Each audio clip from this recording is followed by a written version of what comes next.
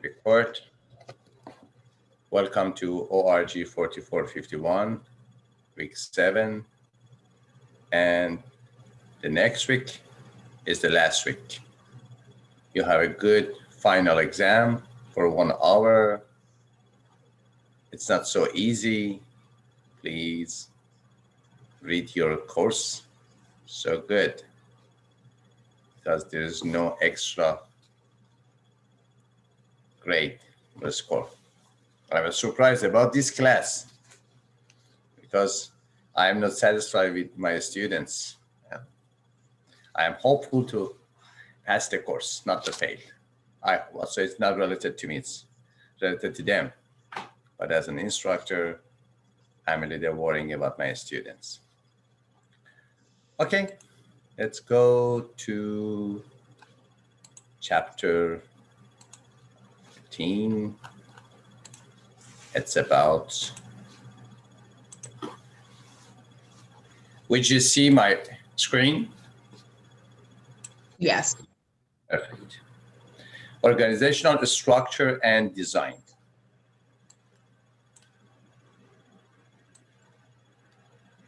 That's good here. Robert and Erica are here from the students. And we have an honored student, not a student, honored master, Miss Cole. That she is here to teach me many things, honestly. Okay, organizational structure and design. Erica and Robert, what is the major differences between structure and design in every aspect of life? The structure of your life, design of your life, structure of your home, design of your home, structure of leadership, relationship, design of your relationship. What are the major components? What are the major differences between a structure and design? Is there any difference or not? They are the same. I think a structure is more of like the basis of it, like the base of it, and then a design is more like what makes it different, and it's like how they operate or how like people operate. I don't know. I guess the design is just what makes the person or like the business more individual, I guess. Also, we have another word, which is the word plan. For example, we have business structure, business design, business plan, and business chart. And what about the plan? For example, in civil engineering, we have plan. You have for example, a plan for a home with the detailed size of the door, for example. But in design, you don't have anything specific. It is design. It's a home, for example, with 3 bedroom and 2 restroom and other parts. It is design. As you said, it's a little totally. And identify the elements of organizational structure and describe mechanistic and organic structure. Explain what influences on organization's structure and describe the basic types of organizational structure and identify and discuss 4 contemporary issues on organizational structure. These are our learning objectives in this chapter. First,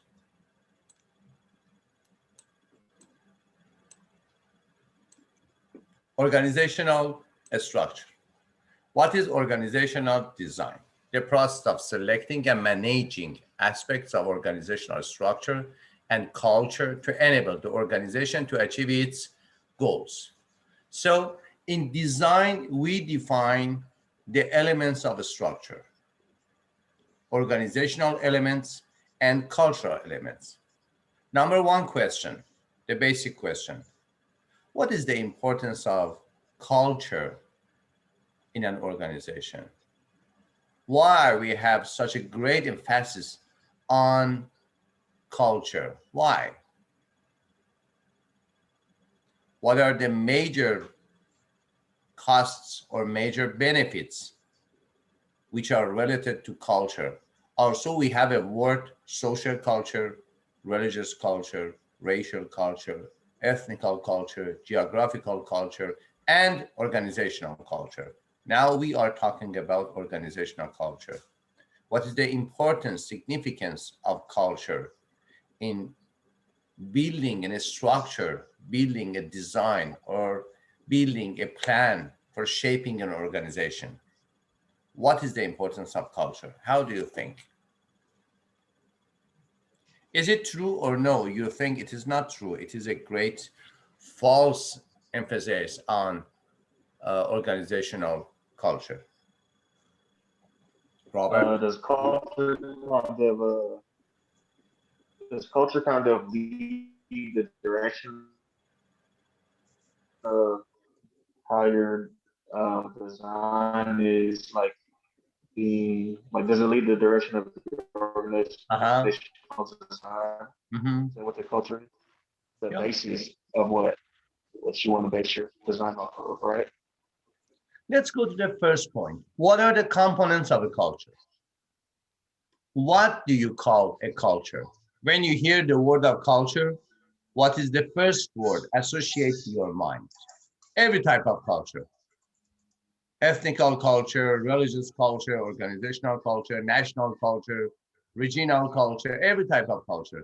What are or what is the first word associated to your mind when you hear the word culture?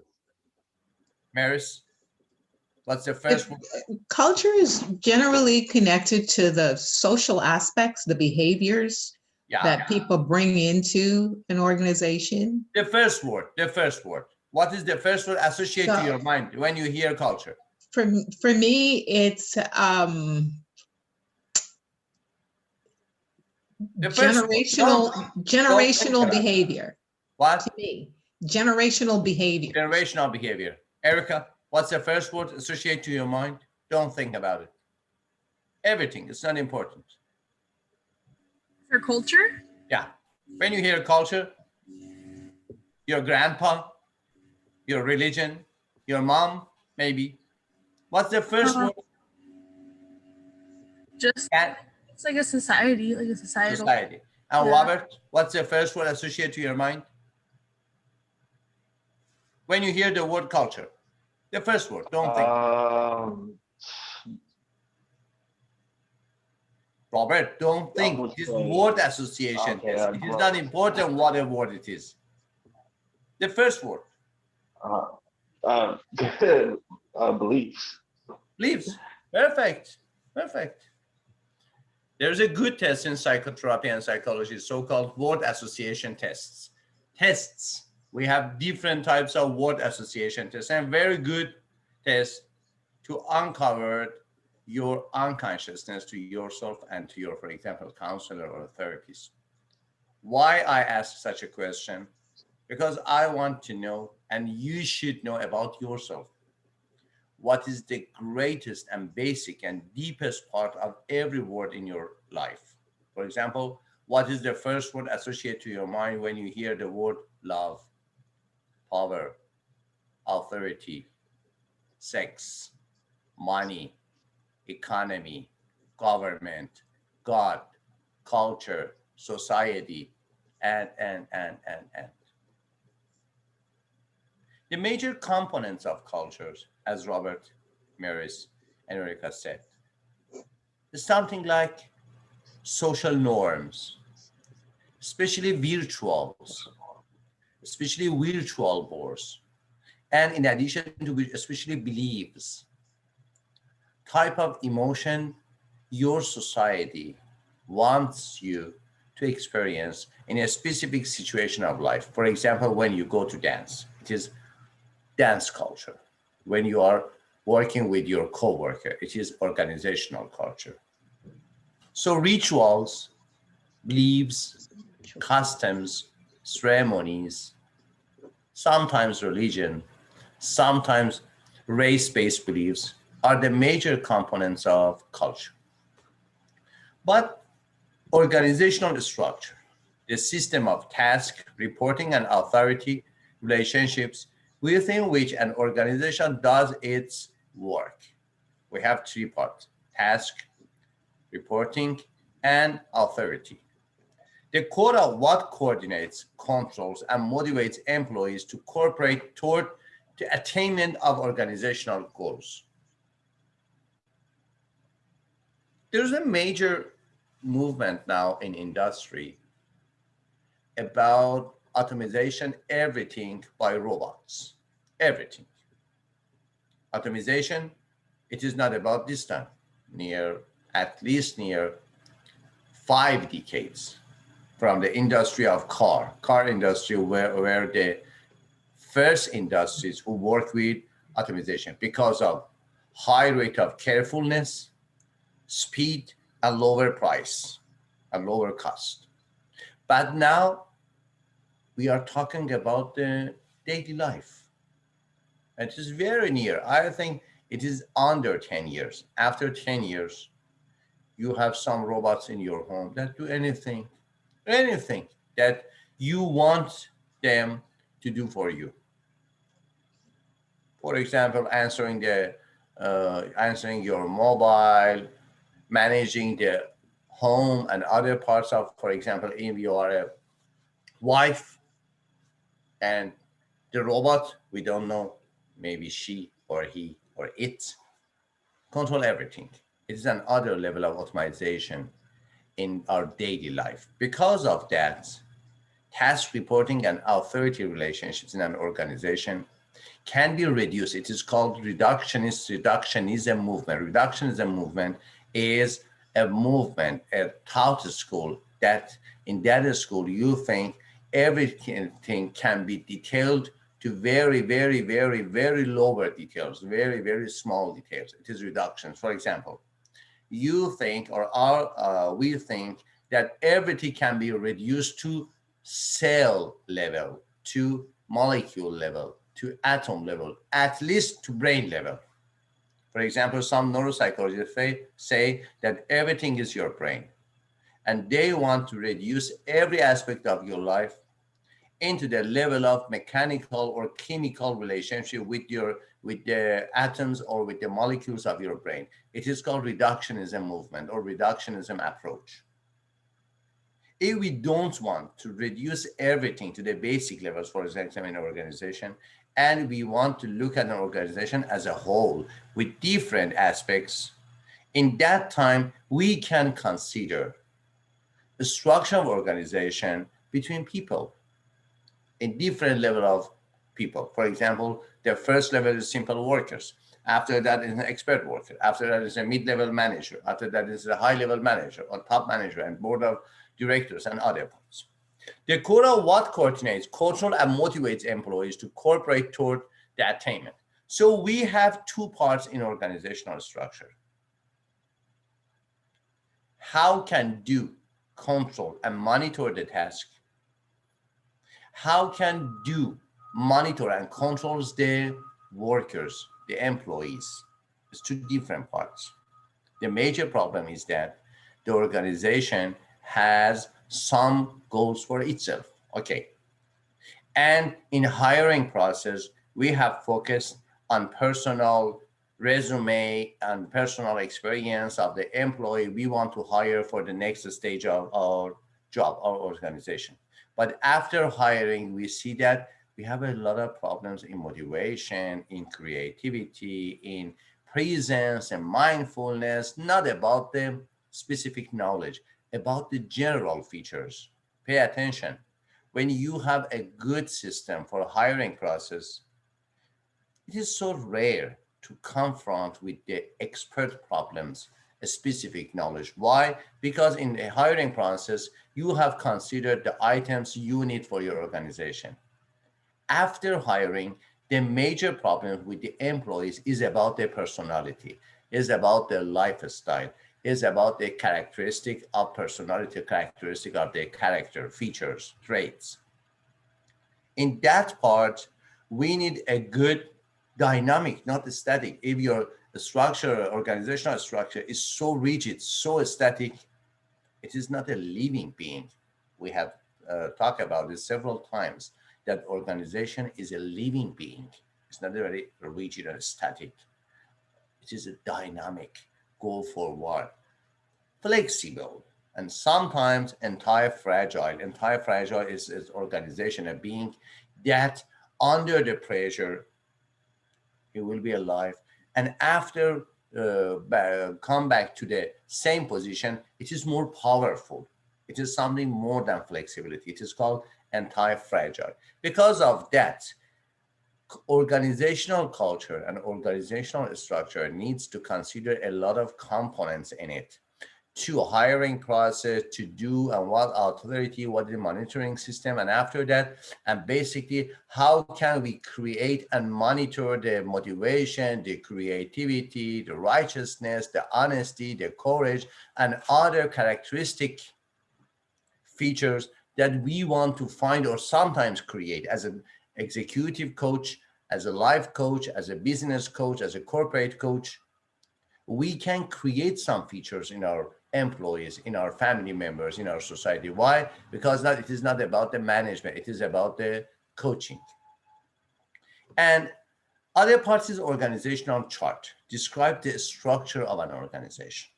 It's very, very simple. At first it's design, after that it's a structure, finally it's organizational chart.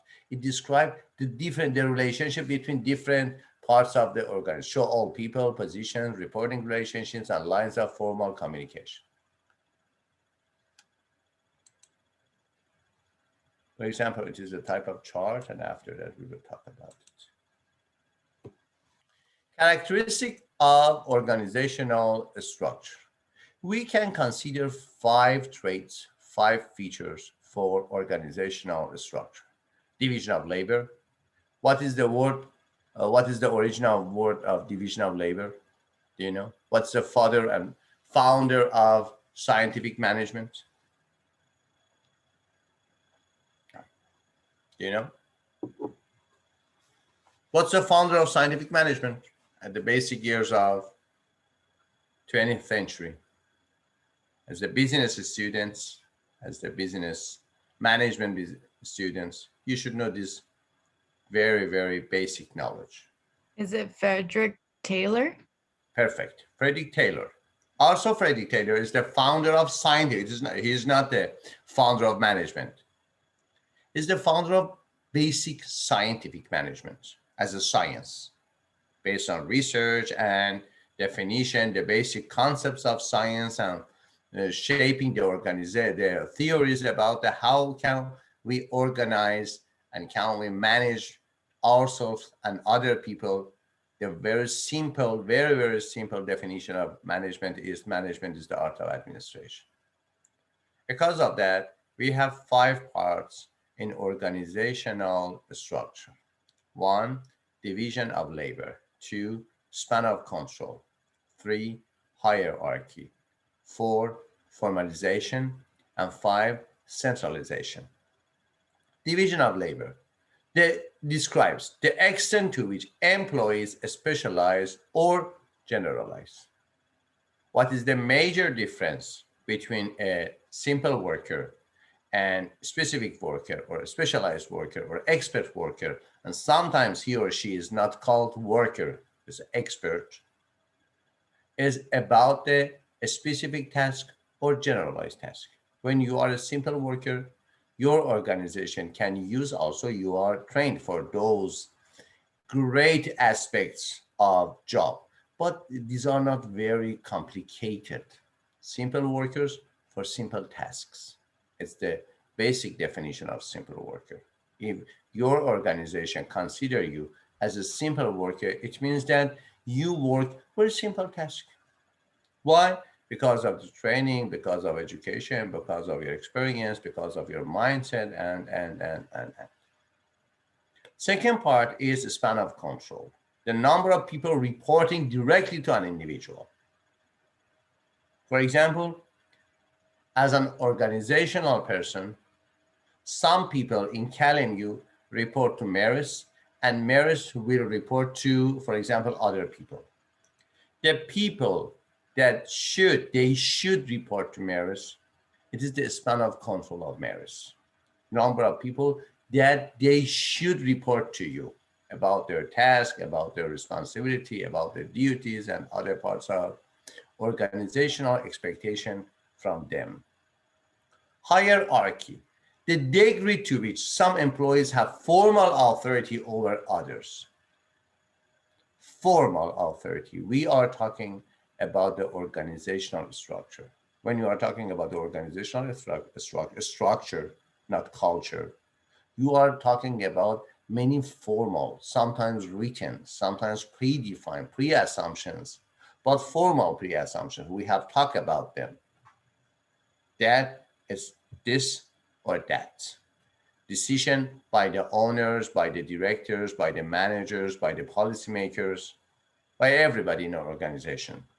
You have a lot of hierarchy. Hierarchy shows that which degree do you want to work with them and how specialized is your position in your organization. It's very simple, no complicated, no specialized, no generalized.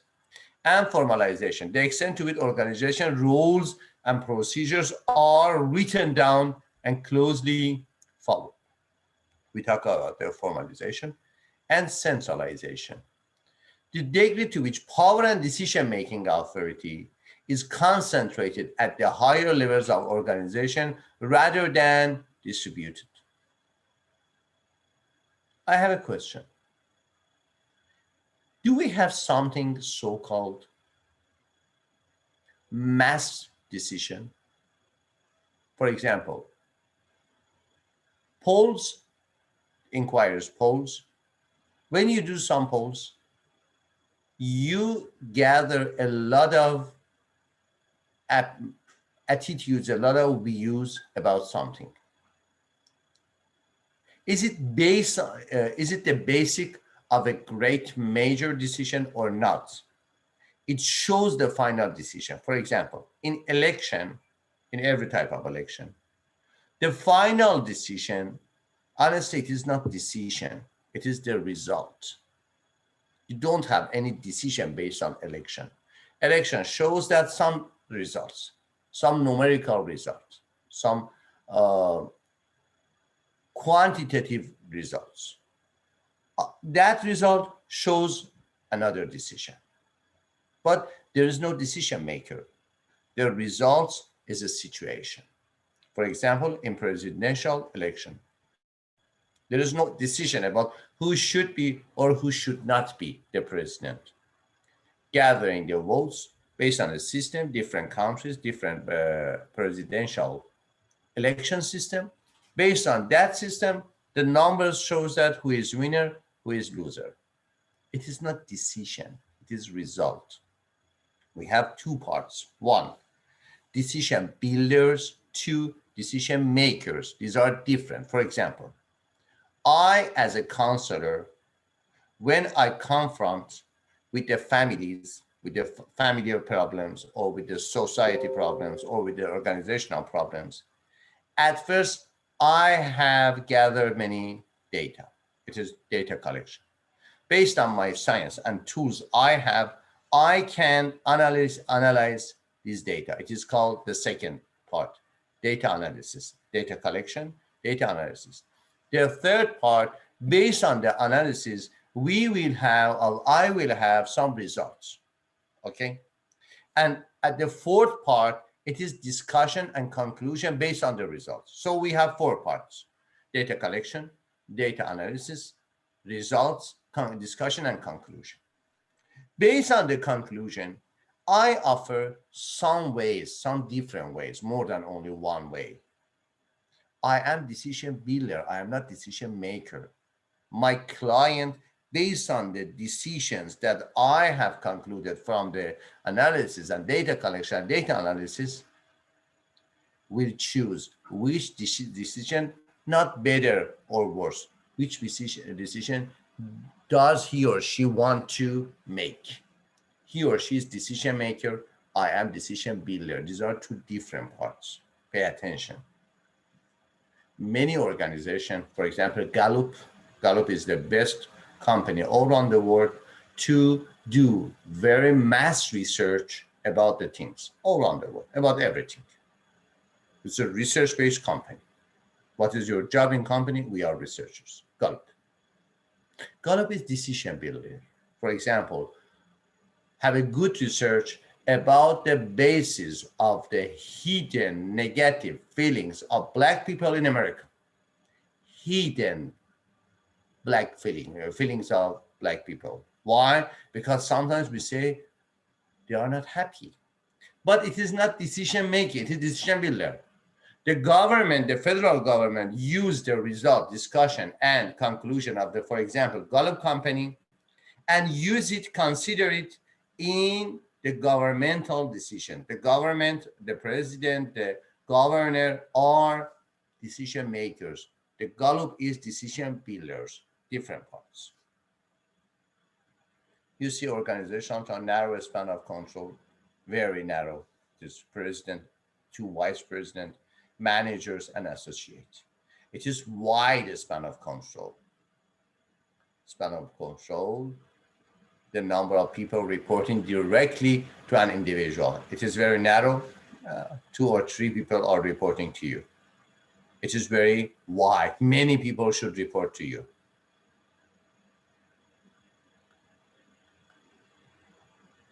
Which is best? Which is better on your mind? Which type of chart do you like? Narrow span of control or wide span of control?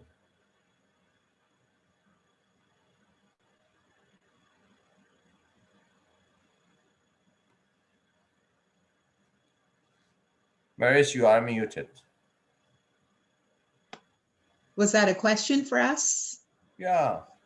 Oh, You, as a counselor, as a mother, as a social woman, which type of a span of control do you like better? It's better for me.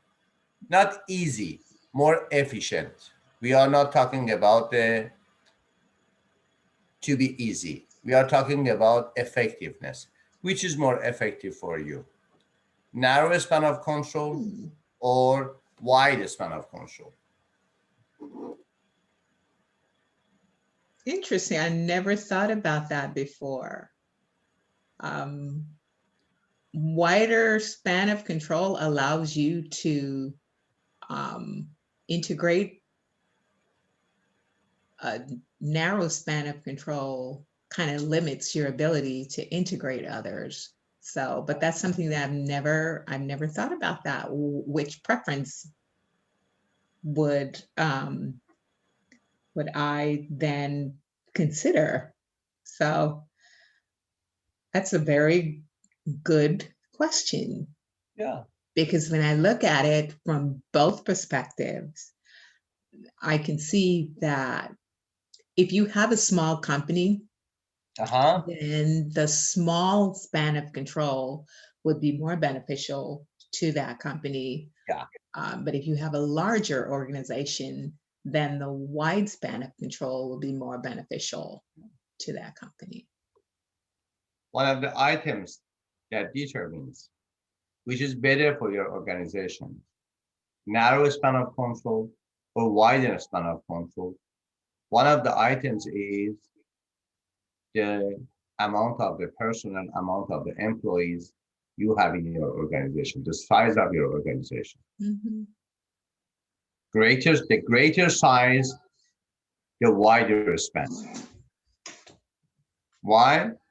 Because when it is very great company, like for example, General Motors, look at this, think that you want to use this chart in General Motors. So crowded, so chaotic. Look at this one. You have a board and other parts. And also in, for example, something like MLM, multi-level Mhm. Marketing, you see something like this. Different people in a very narrow span. Nothing is better or worse. It is related to the goals of your organization. One of the goals, one of the features of your organization that can determine is size of your organization. span of control. Mechanistic and organic design. Such a lovely word is the word organic, but I see that everywhere organic is used by different approaches, different aspects of life. Also, at first, it begins with food, organic food. There is a paradoxical meaning in the word organic. When you say organic, it means it is opposite of dead. When you say, for example, organic food, you means that other foods are not so good. It is artificial, not, we can consider dead, we can consider artificial. The opposite of organic is artificial. Now in organization, we call mechanistic and organic. Sometimes we can consider organic as a dynamic being. And in the opposite of dynamic, we have static being. Static and dynamic. Flexible or rigid. Mechanistic or organic. Artificial or natural. Okay? In mechanistic structure of the organization, which you can find in old and old-fashioned companies, the structure is so rigid, traditional bureaucracy we can find. But in organic structure, we can see a flexible structure and decentralized. We have hierarchical communication. In mechanistic structure, you as a lower level employee cannot visit directly the manager. You cannot find him. Sometimes, not always, but sometimes I see that some employees at the lower level of organization doesn't know the name, the major name of the, for example, CEO of the company. It's a very, very, very high distance between them and CEO. But open communication channels in organic structures. There are channels, not access. There is no easy access. There's no ease of access. But we have sub-channels between the different levels of organization to access their, for example, higher manager levels, like C levels. And uniform job descriptions, because this structure, this job description for everybody, it is uniform. And it is the owner of the mechanistic structures of organization that they said, yes, it's a fair approach to everybody. It is not fair. It's based on the denying of personal PowerPoint, of personal and character strengths of our employee. It is not fair. It is foolish that you said that everybody should what to do in your organization. Yes, it is job description, not employee description. Everybody should describe himself or herself for doing the job description at the best level. But sometimes I see in mechanistic and in traditional organizations that the traditional managers doesn't know anything about the individual differences and importance of considering individual differences for bettering, for making better, for improvement of personal functions in an organization. They deny the importance of considering individual positive differences in an organization. But in an organic structure of organization, in a dynamic approach to management of an organization, we see we have focus on adaptability. Why not? It's better when your organization is adapt with your employee strengths. It is the highest satisfaction for both parts. Organization effectiveness is relative and based on their personal effectiveness. And personal effectiveness is based on something we call it in positive psychology, so-called signature strength. Signature strength are your strength that you can feel I am at the best part of my life. When I do something, for example, like this, it is your signature strength. It's something you're like your signature. Other people know you that yes, it is his or her best function in life. And it's not always about, for example, money, about art, about science. We have many, at least in positive psychology research shows that at least we have between 3 to 7, 5 plus minus 2, 3 to 7 signature strength. And if you want to nurture your signature strength, each of them, for 2 decades, at least you need to 140 years to nurture all of your signature strength. Sorry, it's a long term for living on the earth. So regularly we can find and we can regularly, if you have a good chance to know your signature strength and good chance to pay attention, to work on them, regularly we can find 2 or 3, but the best part. And the regular scenario is about 1 signature strength. Because of that, organic organization focus on the adaptation between the personal strengths of their employees with the needs, job needs, and job description of their organization. For this, now in a very companies of US, in the hiring process, we consider job matching tests or job matching interview, not about the personal taste. I'm as a manager, I want, for example, to have such an employee, about the body shape, about the social prestige, even about the education. It is job matching. Your personality, your education, your PowerPoints, your signature strength, are they matched with the job description we have described for our job? And sometimes there's a very good happening after hiring.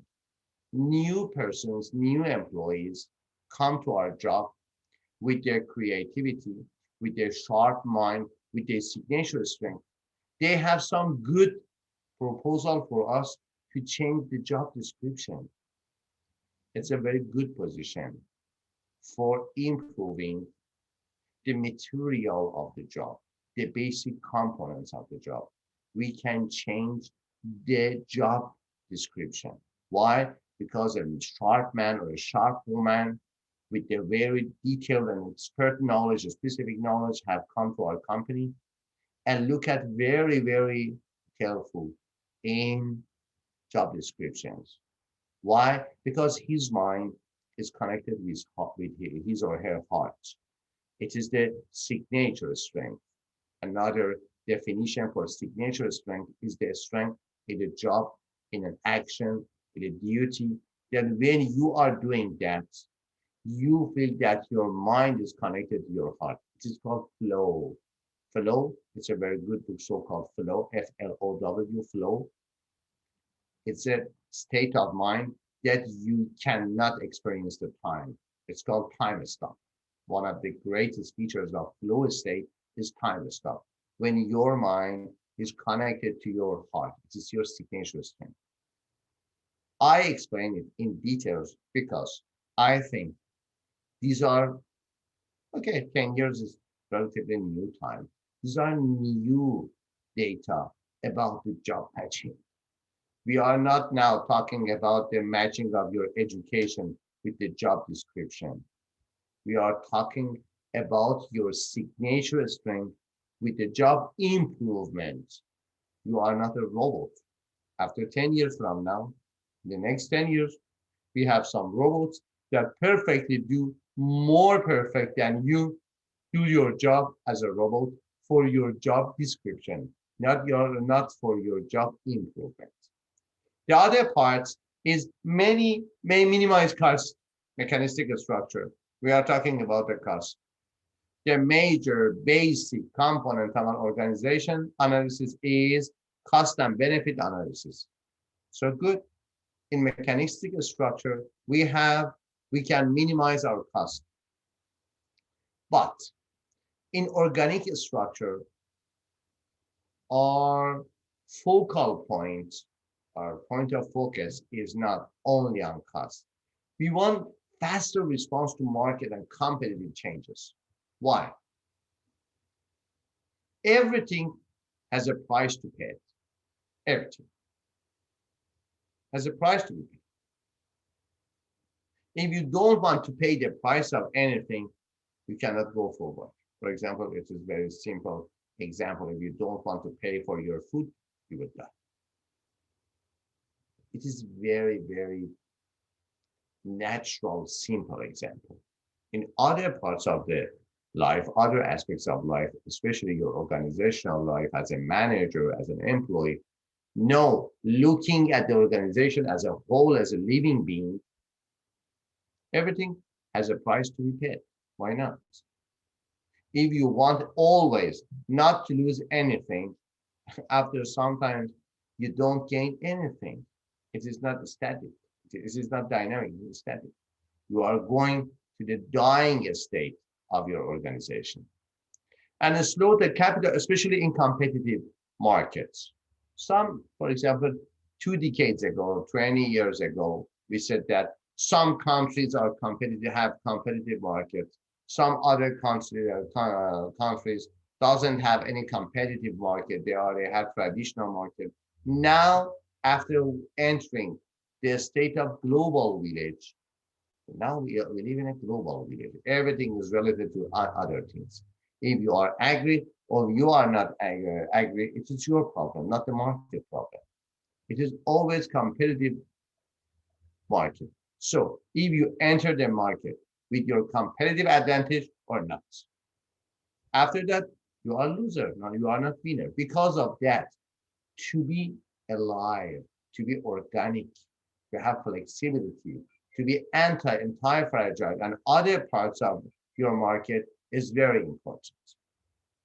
May increase slow capitalize and new opportunities and may increase job satisfaction and commitment. It is very important.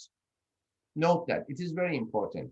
In addition to have and to create job satisfaction for your employees, it's very important to create sense of belongingness and commitment to the organization. It's very important. Why? One of the major problems in organizations is about turnover rates. In how rates, in what rates company is losing the old employees, the trained employees, and need to train new employees again, which has a lot of cost on the organization. It's turnover. Turnover is not a good state for an organization.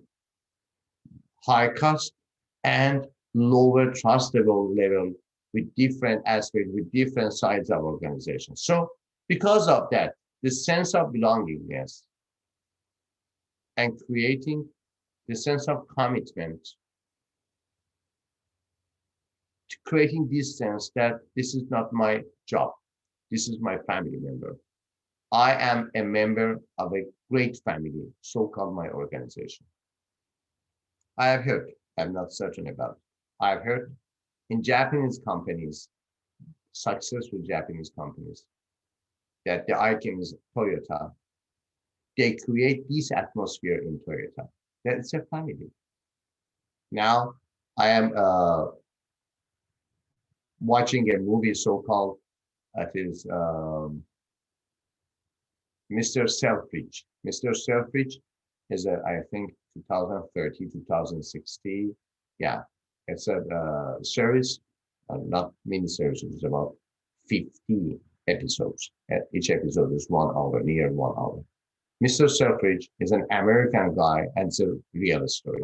American guy, at the first years of the 20th century, has gone to Oxford in England and want to create a superstore, very at first very luxury superstore. Like, I don't know, what's the luxury? What is the most luxury superstore in America now? Luxury, not ordinary, because it's very luxury. It is not like something, for example, Macy's or Nordstrom, very luxury. He wants to create a very luxury superstore in Oxford, near London. And in one episode, he sees that one of his employees, that she was fired because of theft, robbing in the store. go to the train and made a successful, made a committed suicide. And after that, Mr. Selfish was thinking about the sense of belongingness to organization and came to his employees and said, I apologize for this accident. I should have paid more attention to her and I will never repeat again. After that, employees saw that, yes, such a good sense of family membership in an organization, it's a sense of commitment. It is very good for you if you want to know, if you want to go, for example, to be a manager of a company. At first, go to the company with a hidden face, with a face that nobody knows as a, for example, future manager. And talk to employees very friendly that, what about the company? Is it good or not? In a company, if the employees of a company has a sense of ownership to work in that company, it's perfect. It's like your nationality. Many nationality has the sense of ownership to be from the nation. Sometimes it is their secondary citizenship, not their first nationality. But they have a good sense of ownership to have such a secondary citizenship. It's a sense of belongingness. It's a sense of commitment. It's the basic part of an improving creative organization. In opposite side, if you go to a company and since everybody is criticizing everything in the company, this company needs a real transformation, not real change, not real modification. It needs real transformation in the concept of company before bankruptcy, especially in capitalistic approach to money like America. If people doesn't work by hard, at least by hard in a company, the company cannot stay for a long time. And you can see in the companies of America, Google, Microsoft, General Motors, Ford, all of them, if you go to the hiring process, go to the human resources, you see a lot of plans for creating sense of, lot of unfinancial, not financial. You cannot create this sense of commitment by money. It's a false belief, a traditional organization. It's a sense of commitment, not dependency to your organization. You should love your company if you want to work as a creative being in your organization. And for example, you see here Nordstrom Employee Handbook. Welcome to Nordstrom. We are glad to have you with our company. Our number one goal is to provide outstanding customer service, set both your personal and professional goals high. We have great confidence in your ability to achieve them. Because of that, the major motto of Nordstrom is together we are stronger. Together we are every wall of Nordstrom. If you go to the human resources part, you see that in the wall has a great motto. Together we are stronger. Personal and professional goals high. Nordstrom rule 1, use good judgment in all situations. There will be no additional use. Nothing, only one rule. Use good judgment in all situations. It's enough. There will be no additional rules. Please feel free to ask your department manager, store manager, or division general manager any question at any time. Because of that, it says Nordstrom has long been a pioneer in retailing. For years, its new employees received a handbook consisting of a simple gray cord containing 75 words. Note that these 75 words is called handbook. Only 75 words. Why? Because we don't need anything except of this. Use your good or positive judgment in every aspect of your life or your organization. You see a continuous spectrum here between the, at one side, one point, highest point is mechanistic structure, and on the other side is organic structure. It is not about the highest or lowest, it is about the degree. Model 1, rigid bureaucracy. 2, bureaucracy run by top manager team in the Model 3 bureaucracy with class-dependent meeting teams and task forces. Model 4, matrix organization. I love it. Model 5, project or team-based organization. And Model 6, loosely coupled organic network.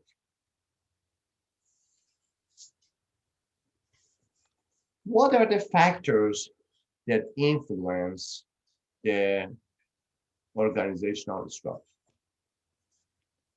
We have 7 influencers.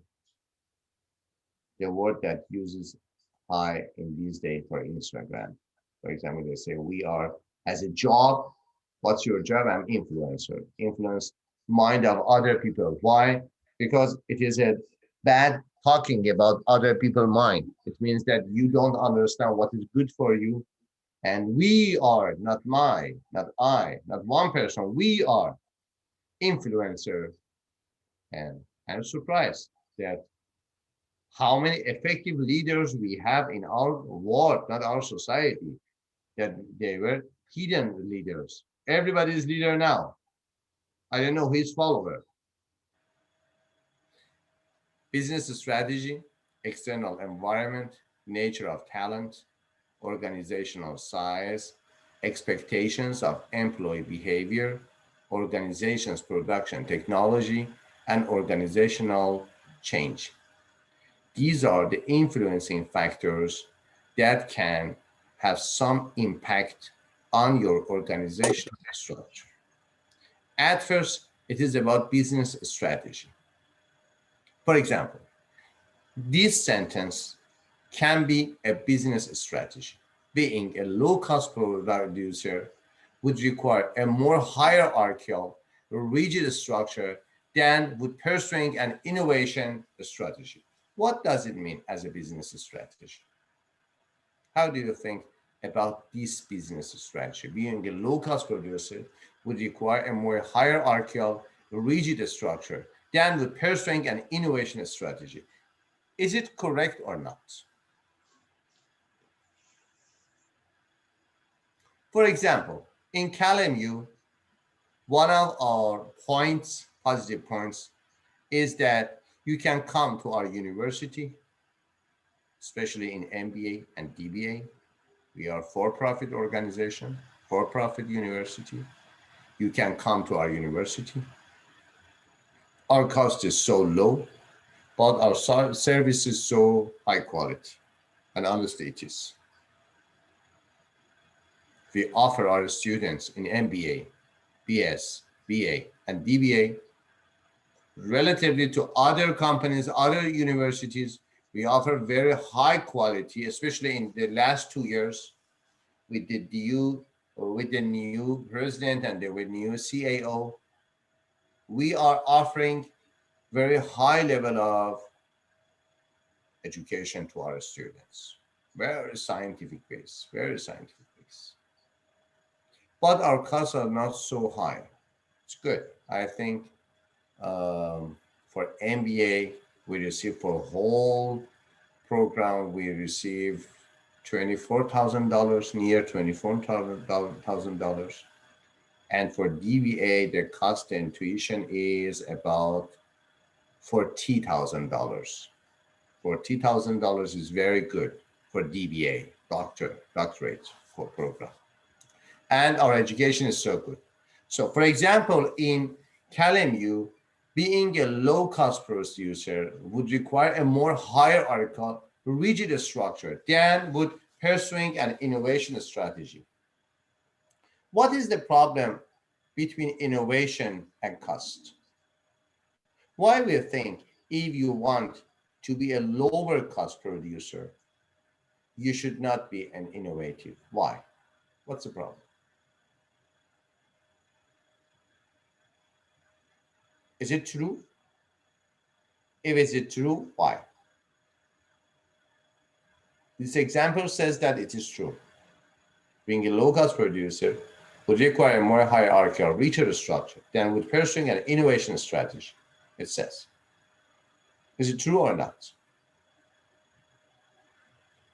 What is the relationship? What is the line? Which line can you consider for relationship between cost and innovation and creativity? You see that the most creative, one of the most creative companies in the world is Tesla. Very, very innovative, very, very creative. And with a general manager, with a genius, that he think, yes, such a good position to have failures. Love your failures. Elon Musk is the symbol, is the icon of this sentence, love your failures. Is the icon. Go to study his life, you will understand what I am talking to. Love your failure. Why? But Tesla is becoming one of the greatest car producer, car maker, car manufacturer all around the world with the lowest, finally with the lowest cost. At first, you pay more money, but finally, you have saved a lot of money. Why? Note that this sentence, being a low-cost producer, would require more hierarchical, rigid structure than with pursuing an innovation strategy. This sentence, this example, this business strategy about the businesses and organizations is basically a traditional approach. You should define in your mind and in your organization the basic concepts. What is the meaning of cost in your organization? What is the meaning of extra cost in your organization? Sometimes, for example, in luxury restaurants, you can find a lot of many high cost, extra costs in your organization. But finally, you will earn more money. Why? Because for every demand and every supply, we have a balance, and we can find a balance between the different supplies and different demands in every aspect of business. So what is the position of bankruptcy? Bankruptcy is not about the costs. It is about the balance between cost and benefits. At that time, yes, we can consider bankruptcy. It is not only about the cost. It is the balance between the cost and benefits. Finally, it is profit or loss. It's a state of bankruptcy. So if you have a high cost company and you have a good benefit in your company, there is no bankruptcy. Why bankruptcy? If you want to look at things in such ways, we should live in the caves. Why? No cost. Yes, and no benefit also. External environment. A rapidly changing environment requires some flexible structure than a more stable environment. Nature of talent. If workers have professional skills and need to work together, then a flatter team-based structure would be more appropriate than a taller bureaucratic structure, which is nature of talent. If you are working in Google, if you are working in Microsoft, if you are working in Tesla, if you are working in Toyota and other parts and other great or small companies, it is the matter of talent. It is a matter of to be genius. It is a matter of to be creative, not only working, and working. It is one of the greatest last mottos for business that they said, don't work hard. Hard working was always the major number one motto, number one guide for all aspects of organization, business, even in family life. Everybody says to other people, work hard, work hard, work hard. In the last decades, we find that I am not a horse. The only way I have to solve my problem should be working hard. I'm a human. I'm a Homo sapiens. Homo sapiens is intelligent Homo. I'm intelligent, I'm smart. So now, instead of say work hard, we say work smart. Work smart is relative between your amount of job, amount of work, and your gains. It's a false belief that if you want to be successful, the only thing you should have is working hard. I'm not a horse, sorry. I mean, Homo sapiens. I'm not a homo, simple homo. Monkeys are simple homo. Chimpanzees are simple homo. I'm a Homo sapiens. It means intelligent human. We have a species in biology so-called homo. Chimpanzees, human being, other near monkeys, gorillas, all are homo. One specific part is Homo sapiens. I am Homo sapiens. Our generation, our species, Homo sapiens, which is called in Latin word Homo sapiens is mean smart homo. I'm a smart homo. I'm not monkeys. I'm not chimpanzees. So yes, working hard is the basis of everything. I know, but it's the first step, not the last step. Some people stay at the first step and say, thank you, God, thank you, God. I am working hard, I am working hard, I am working hard. And said, are you a robot? Do you want to create something new in your job, in your mind, in your approach to life? You are Homo sapiens. I forgot the name of the author. It's a new book about 4 to 5 years ago. It's a good book with the title of Homo sapiens. I think the name of the author is Mr. Harari. Mr. Harari is the full professor of Jerusalem, I think. He's Jewish biologist, very, very famous biologist, and very new approach to life based on the evolutionary, highly recommended to read this book, based on the evolutionary approach to the state of mind, the state of society just now, in the evolutionary approach, why I am here, and why I do such things that we are doing in our society, human society, human world, not only America, not only Middle East, not only Africa, all people. It's a very interesting book, so-called Homo sapiens. I am Homo sapiens. As a sapiens, I should be a smart. As a smart man or a smart woman, a smart being, I should work smart, not only even, only hard work. Work smart instead of work hard. And organizational size, expectations of employee behavior, and organizational change. Production technology. I have a question, a very basic question about the concepts before entering the production technology. We can find the word technology in different parts of our life. For example, they say mind technology, persuasive technology. One of the good technology that I am studying now is persuasive technology, which the base is on Stanford University. Which is, you can go, I am studying by myself, not as a course. On myself, I'm studying on persuasive technology, mind technology, sales technology.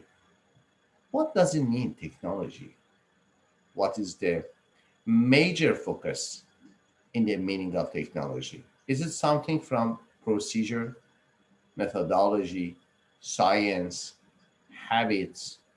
How do you think?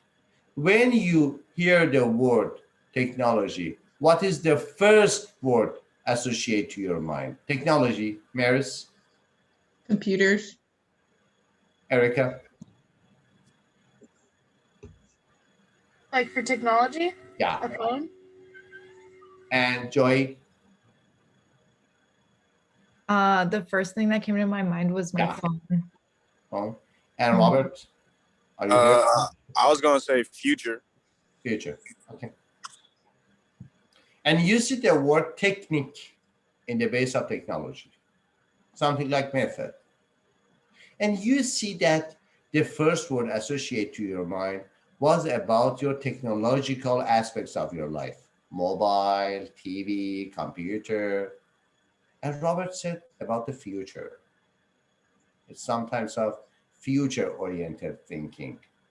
Robert is saying to himself and also to us that, yes, I think to way to the future, to creating future, not to experiencing the mandatory future, to creating future, for creating future is technology. Science has four functions. Four functions. I have talked about it in the previous sessions. Repeat again. Science has four functions. One, description. Two, explanation. Three, prediction. And four, control. The number four function of science sometimes is called technology. Technology is control the world based on the description, explanation, and prediction of the world.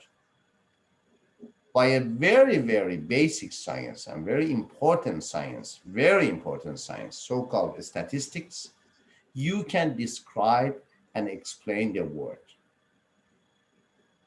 And based on the research method and other part of science, these are science, you can have a good prediction about the future or about the larger size of your research. In research, the basic part is sampling. You cannot work on all human beings. You sample a small part, work on them, study them, and generalize the result of that research to a larger size, larger amount of people. It is called generalization. It is prediction. Or from now to the future, also it is called prediction. Based on prediction, you will have some prevention or intervention. This part of prevention and intervention is called control. Control the greater size of people or control the future. It is called technology. So technology is not the first part of science. Technology is the last function of science as a controlling part of science. But now technology has become a major part of scientific approach to life. Because of that, Robert says, the first word associated to my mind when I hear the word technology is future. Why? Future is about creating, about the next time, next generation, next type of thinking, next lifestyle. Future, it is about next. And a young man like Robert, when he heard the word technology, he says, it's about the future. Perfect? Because of that, you can find the word technology in different aspects of your life. For example, when we say mind technology, it is how can we work with our mind to creating something new or to use the control for other people or for ourselves. It is called mind technology. When you say persuasive technology, it is about Stanford. We are talking about the Ivy League, about the 5 major universities all around the world. Stanford. Go to Stanford and check about this phrase, persuasive technology. In Transformation Center of Excellence in Kalamazoo, we are working on a design to work with Stanford for persuasive technology. Because of that, I think we have a very, very new and near future and new future in Kalamazoo. Why? We are working on not a great project, important project. It's not about the size. It is about the sense of importance and sense of significance, not about the size. This persuasive technology, the method that you can create persuasion in other people and control them or guide them or counseling with them and. Okay? Because of that, in organization, we talk about the production technology. Unit production, mass production, continuous production. Producing a small batches or making one of a half kind custom products, it calls unit production. It is very local production. Some handmade productions is about, for example, unit production. But mass production is producing large volumes of identical products. What is the good points of mass production? large volumes. What the negative point is about, identical. They are the same. Nothing new. And if something is new in identical products, it is not called creativity. It is called error. It's very bad philosophy of mine that you consider the new things not as creative new things. You consider them as error. And continuous production. Machines constantly make the product and employees monitor the machines and plan changes. It is very interactive between human and machine. The last thing before going to break, we have a word, transhumanism. It's a new phrase. We talked about it last week, I think. Transhumanism is talking about the new version of human. It is not called human. It is called post-human being. We are going from there. We have come from modern time to post-modern time. We are now going to post-human time. We are thinking about the essence of humanity. Why machines are the major director of our life, not the major actor of our life. Until about 20 years ago, machines, computer, industry were our major actor of our life. We were director. Now with this high tech of artificial intelligence, and sometimes they are not under our control. They are our partner, not our worker. Machines, artificial intelligence is becoming our partner, and after that, it is a prediction about them less than 1 century that machines, artificial intelligence will be our director. They direct us, not we direct them. They direct them. Because of that, it's also a title of book about transhumanism. We are talking about the post-human being.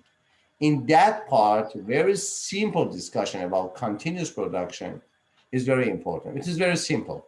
It's, from the first years that we have made some science fiction movies about the slavery of human being by machines. Machines are kings and queens, and we are their slaves. Also, in that time, it was science fiction movie.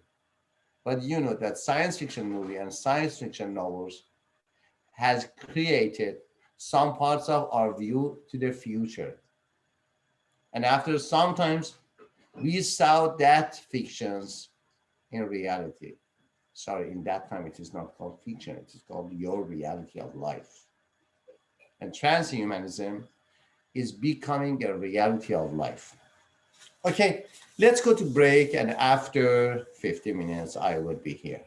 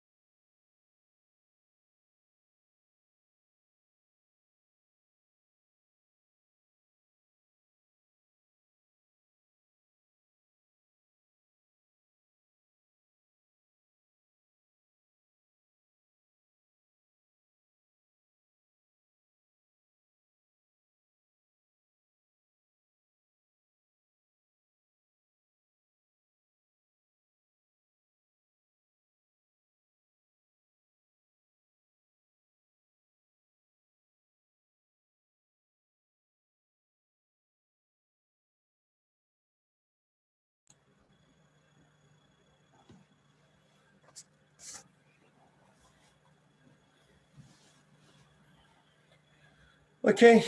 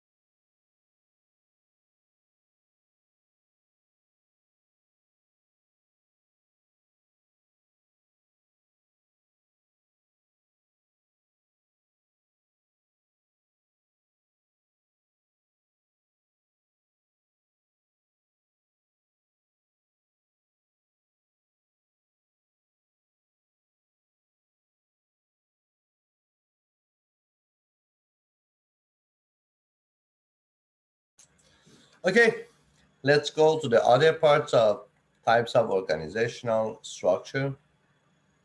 We have two definitions here: divisional structure and matrix structure.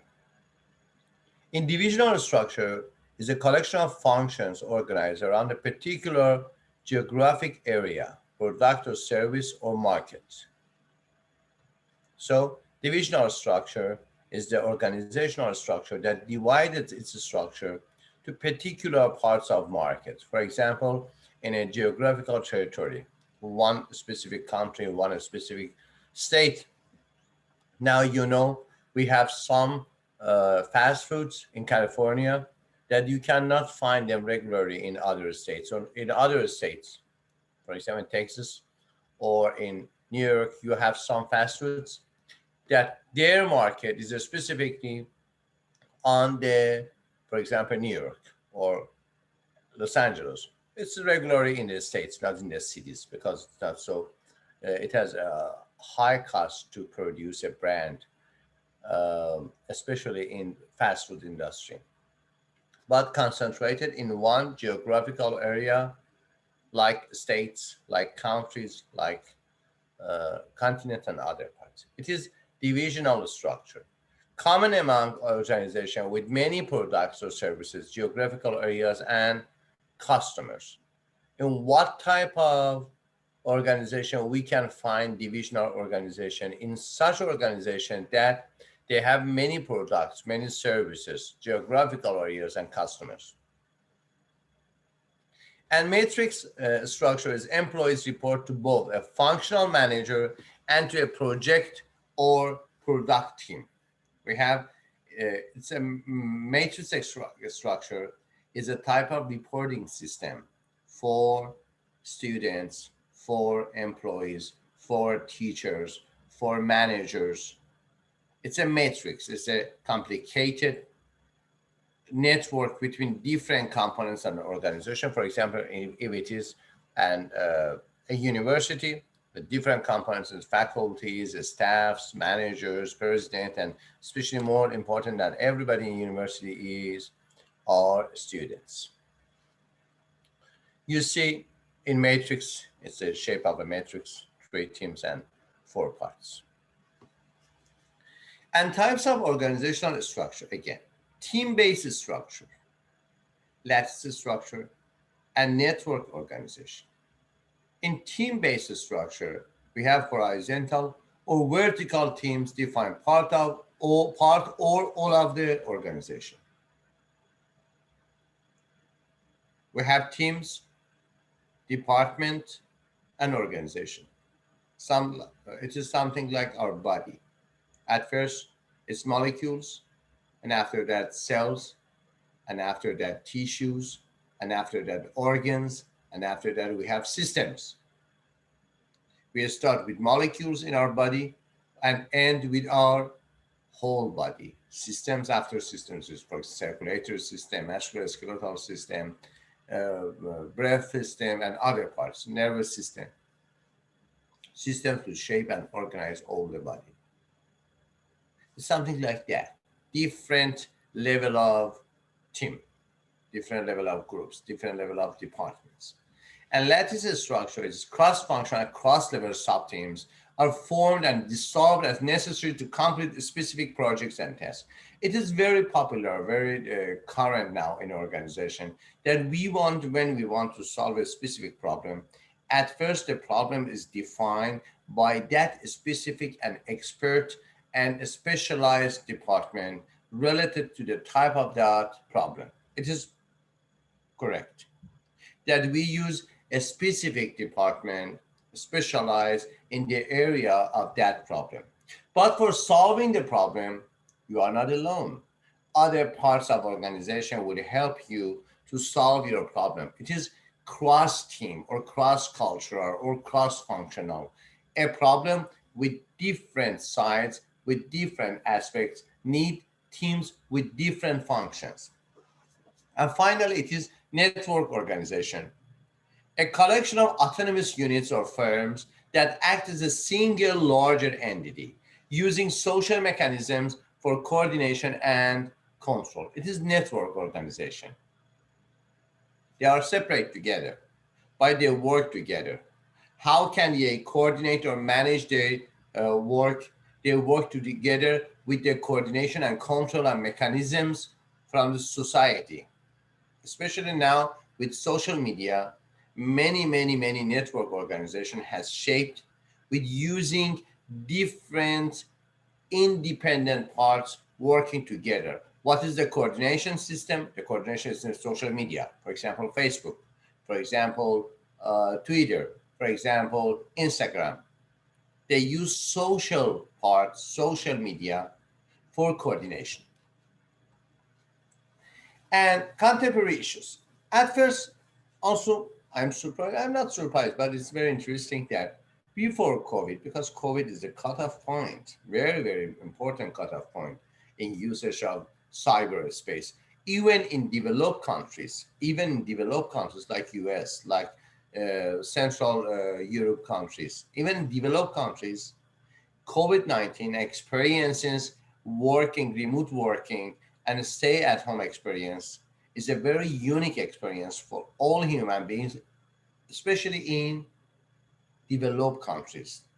They have a very good infrastructure. They had very good infrastructure for using cyberspace, for using internet as a major part of their works. But they didn't have any courage, any facilitation to regulate it as a contemporary, as a current part of their job.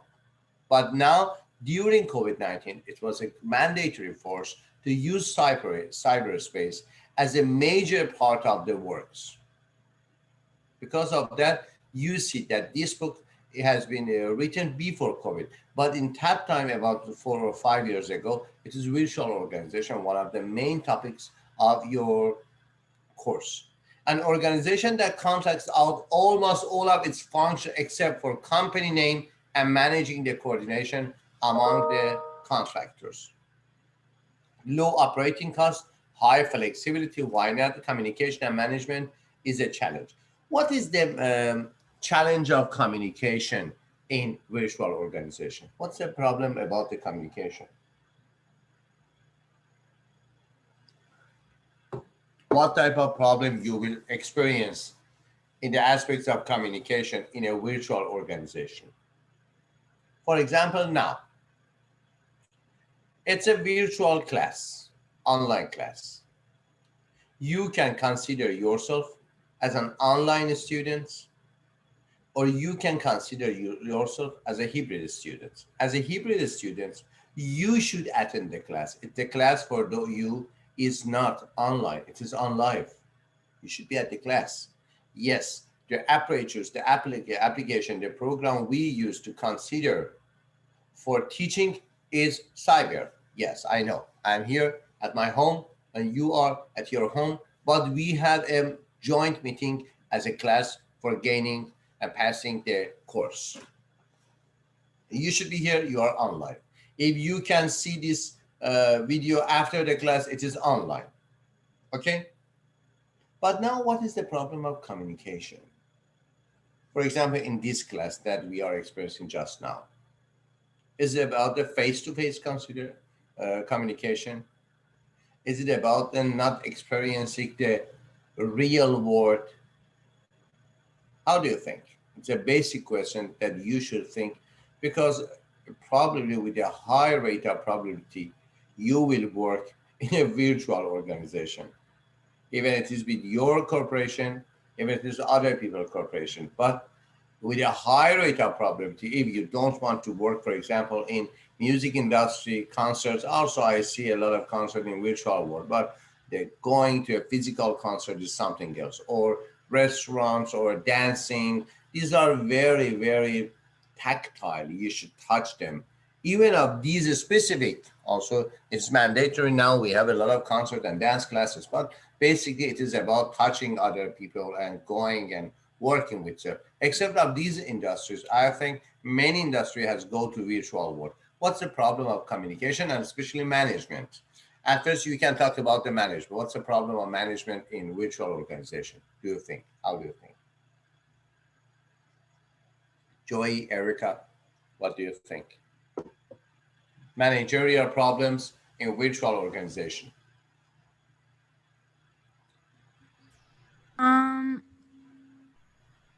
I think that if you were a manager over like virtually, I think it would be kind of hard to really like help your team or workers kind of grow and do better if you can't really be there with them. Why? We can help you in solving the problem. What's the problem? If you have any question, you go to my, for example, Zoom meeting room and ask the question. Oh, I have a, for example, monitoring system on your operation as a job, and check it. What's the problem of management? It's correct, but you can find it in real and physical work. Again, it is not only specific for the virtual organizations. Some employees doesn't understand anything about the goals of the organization, even if it is virtual organization or real organization. What specific managerial problems can a manager experience in in a virtual organization? What type of specific problems, managerial problems, do you think? I would say that you lose that like face-to-face social like interaction, and that could be a problem as well. You can't really. What is the problem of face-to-face interaction with your employee? If you don't have any good face-to-face interaction with your employee, what's it about the problems in managerial system you want to use? You said what is another thing that I would want to use if I don't have that? It's about the feelings, about the emotions, about the authority, about the sense of power. What exact, you are right, I know. What exact component, what exact element that you can consider, yes, this is the exact element that interact, that can be considered as a major face-to-face problem. When you lose face-to-face problem, at first it is face-to-face. Now you are not in a good position, a good location, your video is off. But if your video is on, it is face-to-face. It is not touchable. Yes, I know. What is the exact problem in this type of problem, in this type of managerial system, in face-to-face? The exact element, the name, the title of exact, that it is your mind. I want you to analyze your mind. It's a practice of analyze your mind, because in America, we have a problem. The words people use as a native is not so high. Everything is described with a very simple words, and very simple words cannot be used in different complicated position like management. You should use different words for different situation. What exact word you can find in your mind for this conception you want to transfer to me, that yes, it is the major problem of managerial in virtual organizations?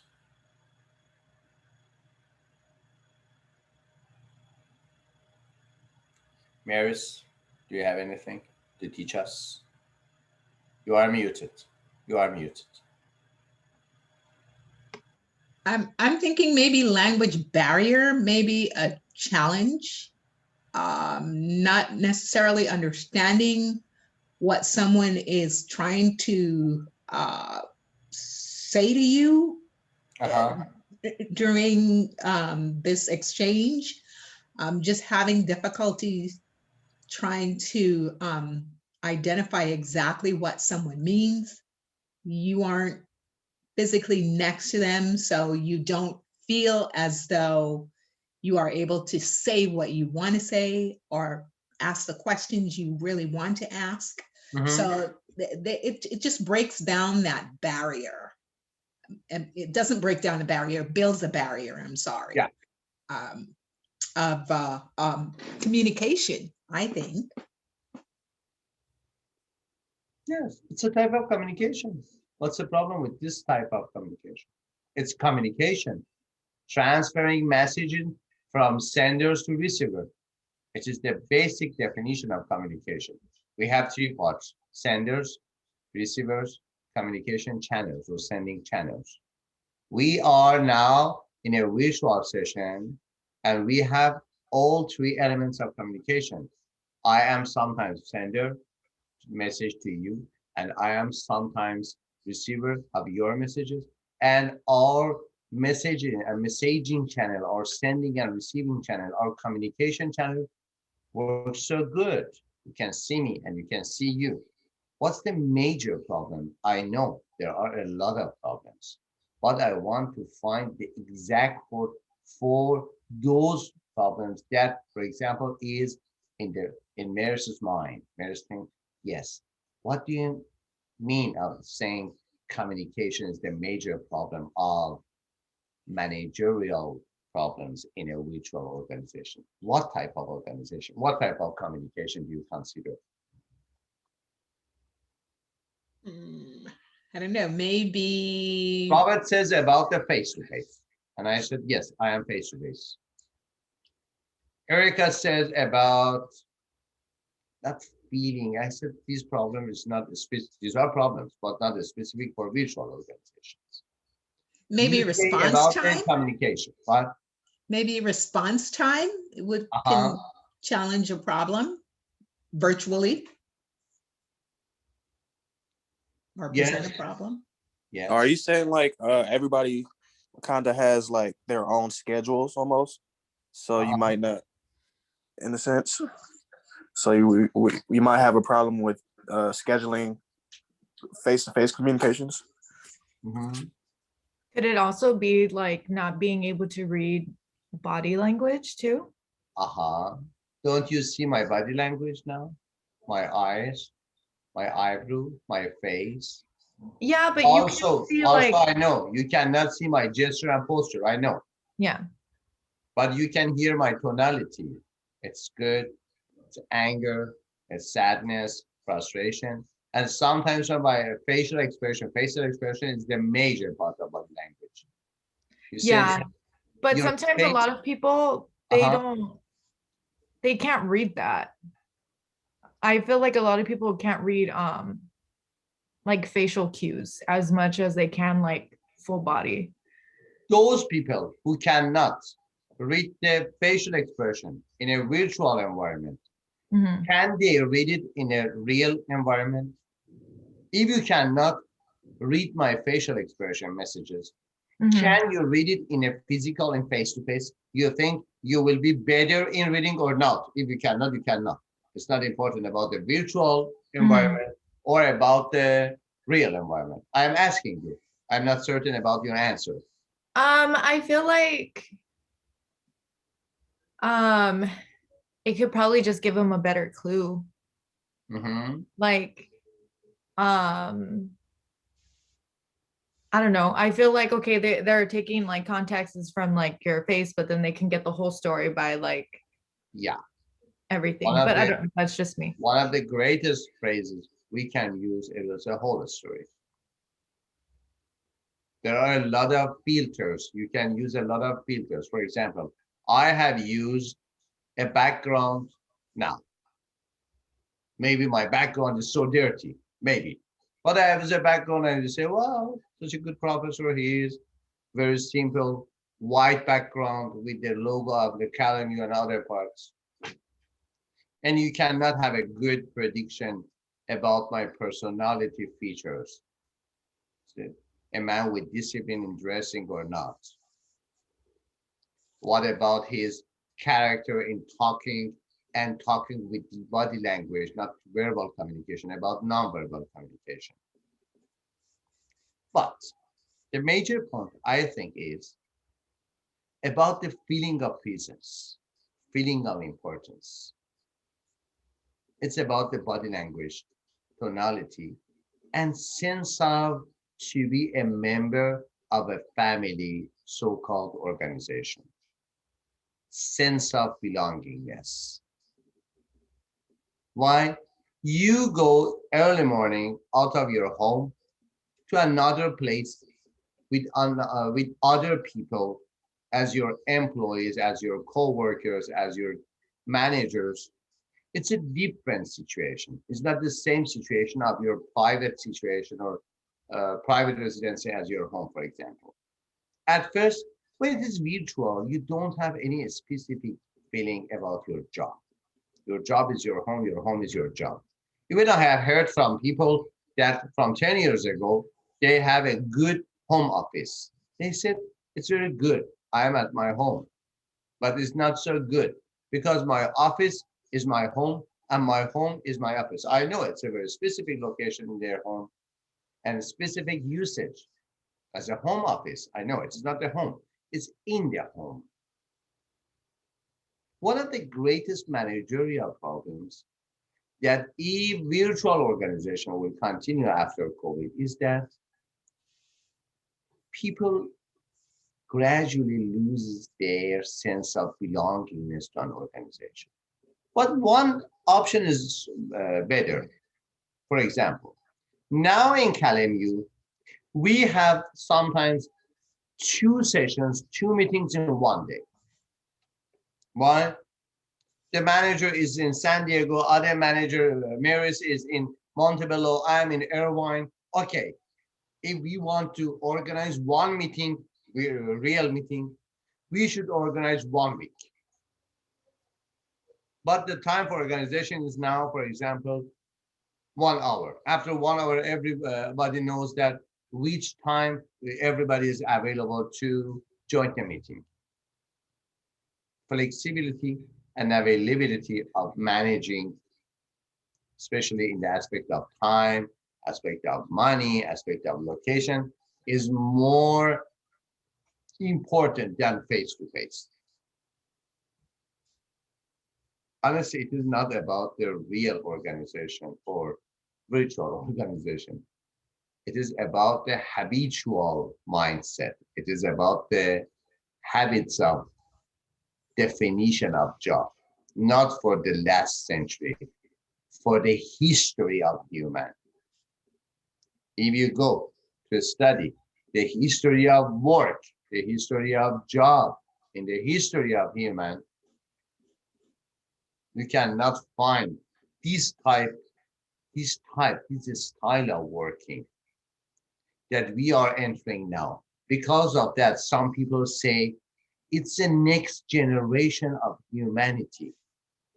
After Homo sapiens, we are going to become Homo digitalis, Homo digitus.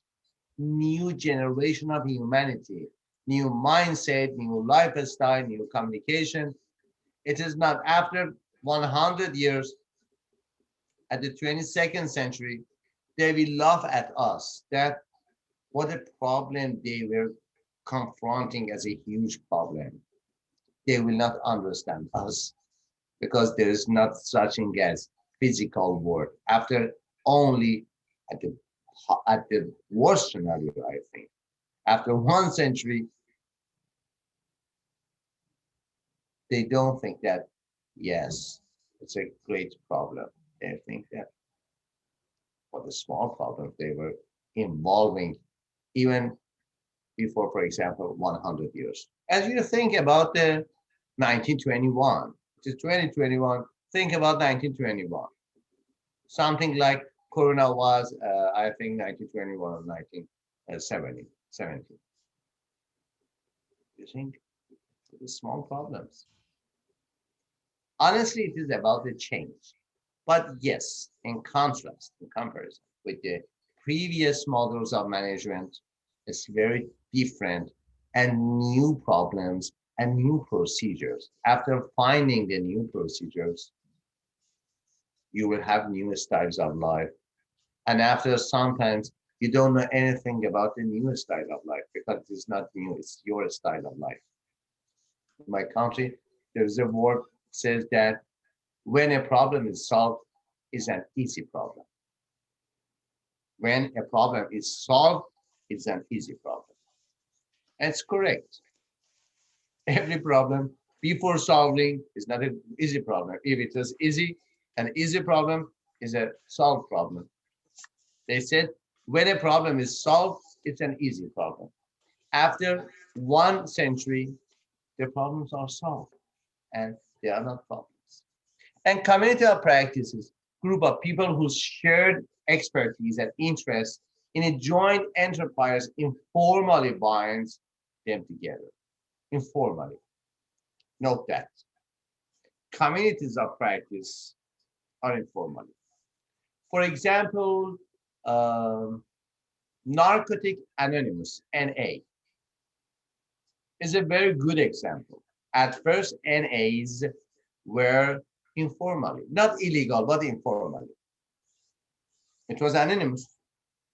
What a type of anonymous you are that you have a formal and legal announce. You are not anonymous. But now they have very good and high level practices all around the world, and also AAs. The new one is Code A, I think codependence, anonymous, yes, anonymous, codependence, anonymous, and other parts. These are good communities of practice, informally, and for shared expertise and interest. From different approach, different job, different communities, they come because of a shared approach, a shared problem, and they transfer their views, their experiences together. It is something like group therapy, but it is not only about the therapy. We are talking about the business. Integrating employees, segmenting employees into different groups requires additional integrating mechanisms that facilitate coordination and communication among employees and groups. I think one of the basic problems that in virtual organization we will confront and we will be involved in this part, integrating employees. Why?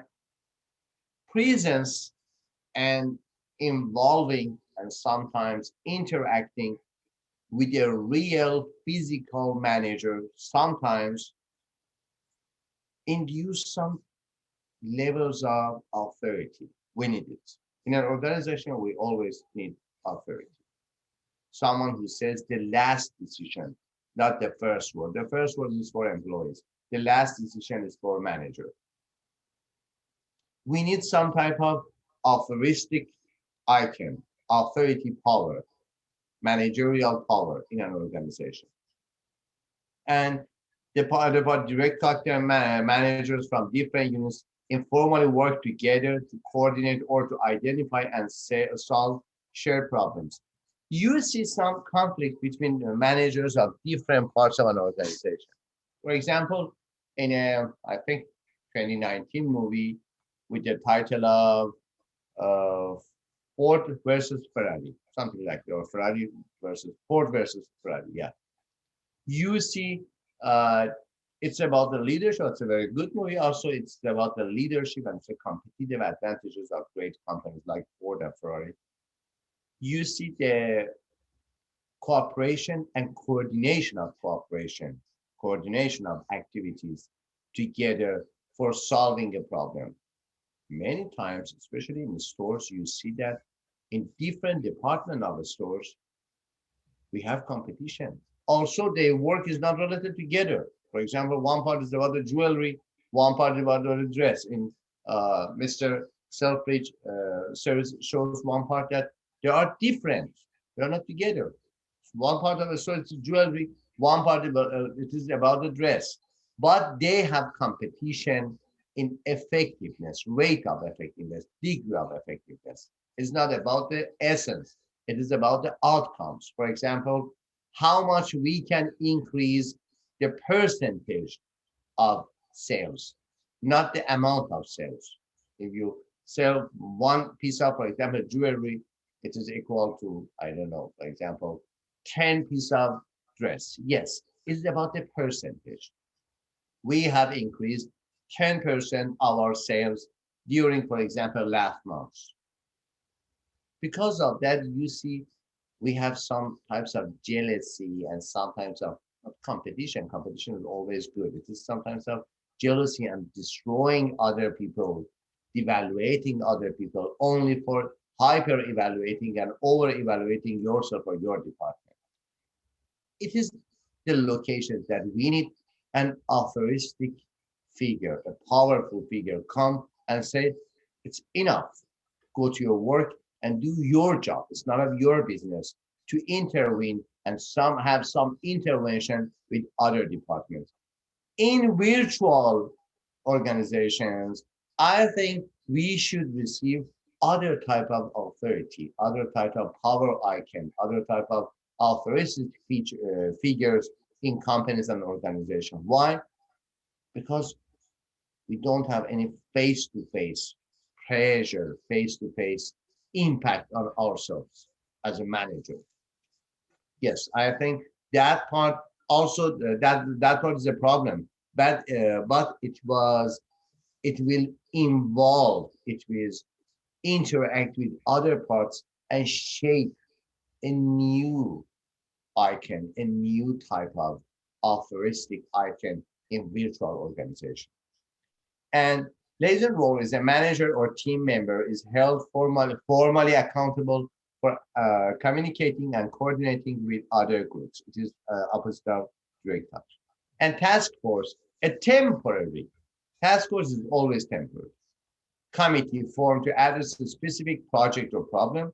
And cross-functional team, which is very ordinary these days, is a permanent task force created to address specific problems or recurring needs. For example, in foreign affairs of United States, you always see some cross-functional team. Sometimes you see task force in foreign affairs. The policy of United States to other countries sometimes is for long-term, a fixed, stable policy. For example, to Middle East, to Arabic countries, to Cuba and other countries. Sometimes United States with different approaches, presidential approaches or party-based approaches, they have the same approach. Presidents will change, but the approach will not change. It is about the severity of approach, not about the essence of the approach. We have cross-functional team in this approach. But sometimes it's very, very short time, specific problem. We have task force.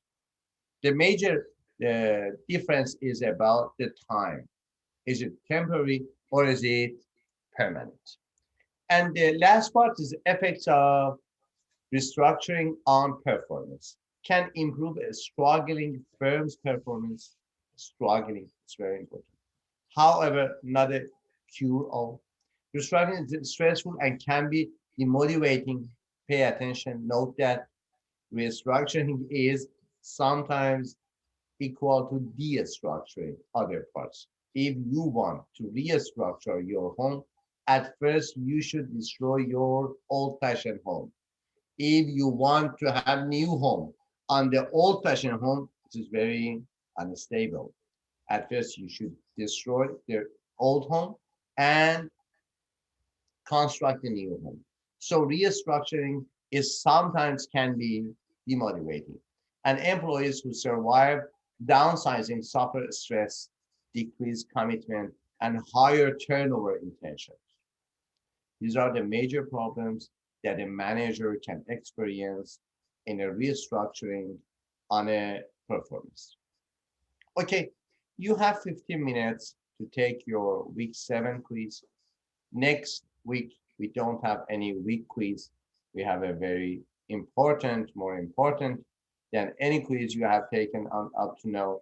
It is called final quiz. And I wish you have a good final quiz. Any question? Okay, I'm here also on the meeting. If you have any question about the questions, you can ask me. Bye for now.